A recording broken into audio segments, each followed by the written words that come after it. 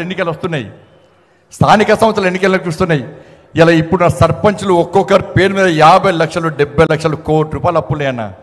సర్పంచులు అప్పులపాలేరు, ఉప సర్పంచులు అప్పులపాలేరు, వార్డు మెంబర్లు అప్పులపాలేరు. కనీసం వాళ్ళ బిల్స్ ఇచ్చే పరిస్థితి లేదు. ఇలా దేశంలో ఏ సర్పంచులు పెట్రోల్ బంక్లో పనిచేయలే, దేశంలో ఏ రాష్ట్రంలో సర్పంచులు ఆత్మహత్య చేసుకోలే, దేశంలో ఏ సర్పంచులు కూలి పని చేసుకోలే. కానీ తెలంగాణ రాష్ట్రంలో కేసీఆర్ అనే మూర్ఖుడు వల్ల సర్పంచుల బతుకులు బర్బాద్ అయిపోయినాయి. ఇలా కాంగ్రెస్ పార్టీ వచ్చినక్కడన్నా సర్పంచులను ఆదుకుంటారంటే కనీసం పట్టించుకోలే. అందుకే బీఆర్ఎస్ పార్టీ కాంగ్రెస్ పార్టీ కార్యకర్తలారా, నెక్స్ట్ స్థానిక సంస్థల ఎన్నికలు వస్తున్నాయి. మీరు సర్పంచులు కావాలనుకుంటారు, మీరు జెడ్పీటీసీ కావాలనుకుంటారు, మీరు ఎంపీటీసీ కావాలనుకుంటారు.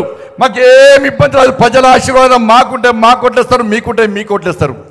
రేపు గెలిచిన తర్వాత మీరు ప్రజల్లో తలెత్తుకొని తిరగాలంటే ఇలా కేంద్రంలో నరేంద్ర మోడీ ప్రభుత్వం ఏర్పడుతుందని ఇక్కడ ఎంపీలను భారతీయ జనతా పార్టీ గెలిపిస్తేనే మీకు నిధులు వస్తాయి, అధిక నిధులు వస్తాయి.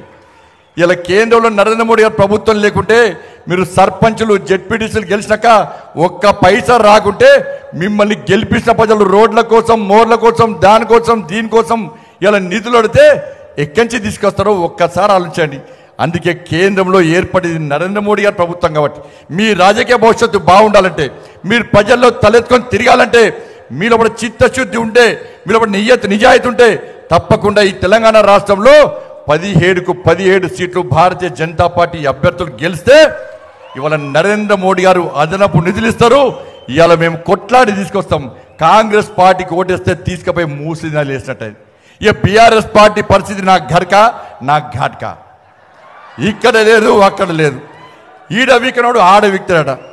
కేసీఆర్ పెద్ద డ్రామా ఆర్టిస్ట్. అంతకుముందు ఏమన్నాడన్నా, వీళ్ళకి ఒకటే పార్టీ కాంగ్రెస్ పార్టీ. శాసనసభ ఎన్నికల గిట్టే బీజేపీ బీఆర్ఎస్ ఒకటి, బీజేపీ బీఆర్ఎస్ ఒకటి. సక్సెస్ అయ్యారు కాంగ్రెస్ పార్టీ వాళ్ళు. ప్రజలు నమ్మితే సక్సెస్ అయ్యారు. ప్రజలు నమ్మిరు కూడా వాస్తవానికి. అది తప్పని ప్రజలు గుర్తించలేకపోయారు. మళ్ళా పార్లమెంట్ ఎన్నికలగానే మళ్ళీ బీజేపీ బీఆర్ఎస్ కూడా అంటున్నారు. కాంగ్రెస్ పార్టీ ప్రచార వస్త్రాలు లేవు. 6 గ్యారెంటీలు ప్రజలు నంబర్ తెచ్చి ఇది స్టార్ట్ చేశారు.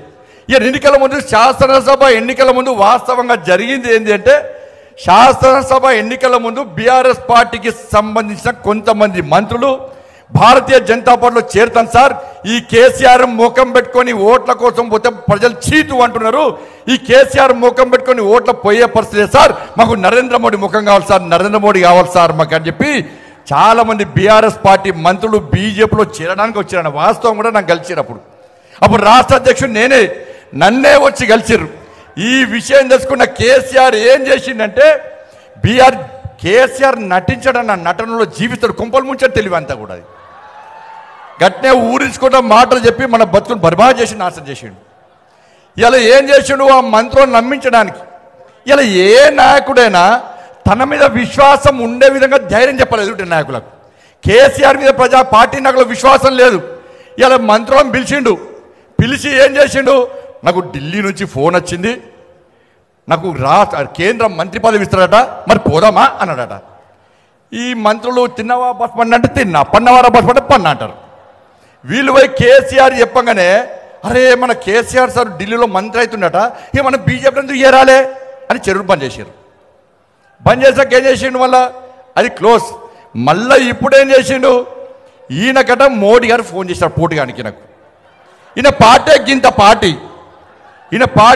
పార్టీ పార్లమెంట్లో పార్టీ నుంచి పోటీ చేయడానికే ఎవరు వస్తలేరు. పార్టీకి పార్లమెంట్లో అభ్యర్థులే గెలుస్తలేరు, పోటీ చేయడానికి ఎవరు లేరు.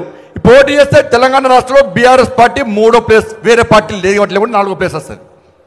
ఈసారి ఏమంటాడు, ఈసారి మళ్ళీ మోడీ గారు ఫోన్ చేసినట. నా మోడీ గారికి నీళ్ళకేం పని లేదే, మోడీ గారు ఫోన్ చేసిరట, మళ్ళీ ఎన్డీఏలో చేరదామా అని చెప్పి. ఇప్పుడు మల్లన్న ఉన్నాడు, మల్లన్న మంత్రి ఉన్నాడు కదా, ఆ మల్లన్న కొన్ని చెప్తే ఏం చేస్తాడు, తెల్లారి మీడియాలో చెప్తాడు. అవునా కాదా? ఇట్లా కొంతమంది ఎమ్మెల్యేలు ఉన్నారు, ఈ మీడియాలో ఓపెన్గా మాట్లాడటం పిలుస్తాడు కేసీఆర్. పిలిచి నాకు మోడీ గారు ఫోన్ చేసిరు, ఎన్డీఏలో కలుద్దామంటున్నారు, కలుద్దామా అనేసరికి మళ్ళీ చర్చ స్టార్ట్ అయింది. బీజేపీ బీఆర్ఎస్ కూడా చర్చ స్టార్ట్ అయింది. కాబట్టి దయచేసి కేసీఆర్ మాయమాటలు నమ్మకండి. ఇవాళ ఎట్టి పరిస్థితుల్లో కార్యకర్తలందరూ సిద్ధంగా కావాల్సిన అవసరం ఉంది. తెలంగాణ రాష్ట్ర ప్రజలు కూడా భారతీయ జనతా పార్టీకి మన ప్రియతమ నేత, మన ఆదర్శ మూర్తి అయిన శ్రీ కేంద్ర హోంశాఖ మంత్రులు శ్రీ అమిత్ షా గారికి అందరూ లేచి